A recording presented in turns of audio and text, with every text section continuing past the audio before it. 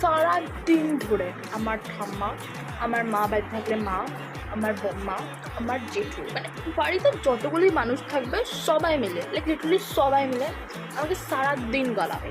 কেন? স্নান করতে যাওয়ার জন্য।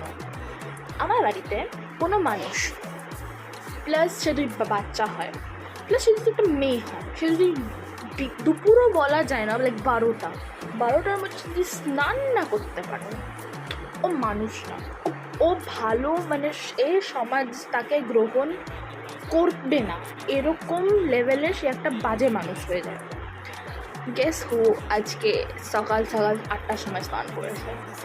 আজকে আমি স্নান করেছি। I bathed today for half an hour I bathed, সেটাও সকাল 8টার সময়। আর সারা দিন ধরে সবাইকে বলেছি বলা